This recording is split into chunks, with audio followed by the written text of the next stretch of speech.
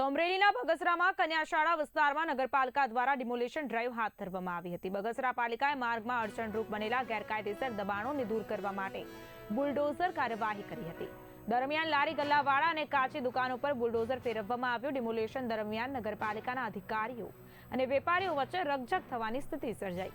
કોઈ અનિચ્છનીય બનાવ ન બને તે માટે ચુસ્ત બંદોબસ્ત ગોઠવવામાં આવ્યો। પાલિકાએ ગેરકાયદેસર દબાણો હટાવી માર્ગને ખુલ્લો કર્યો હતો।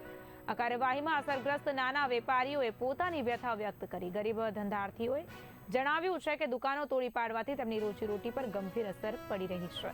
વેપારીઓએ નગરપાલિકાને અન્યત્ર વૈકલ્પિક જગ્યા ફાળવવાની માંગ કરી હતી અને ડિમોલિશન બાદ વિસ્તારમાં ચર્ચાનો માહોલ જોવા મળ્યો।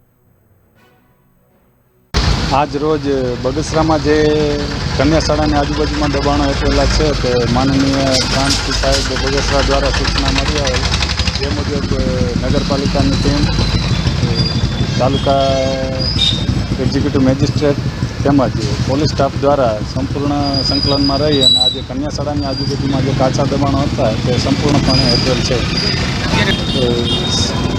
કન્યાશાળાની આજુબાજુમાં કોઈ પાકા દબાણો ના હોય, લારી ગલ્લા જોઈ તો વારંવાર મૌખિક સૂચનાઓ આપી અને અહીંયાથી દબાણો ભગાવેલા છે અને આજે ડ્રાઈવ કરી અને સંપૂર્ણ દબાણો દૂર કરવામાં આવે છે। ના, અહીંયાથી જે લારીઓવાળા છે તે બીજા લોકોને કોઈ અડચણ ઊભી ના થાય તે જગ્યાએ વ્યવસ્થિત રીતે પોતાની જગ્યાએ પસંદ કરી અને પોતાની રોજગારી કરી છે।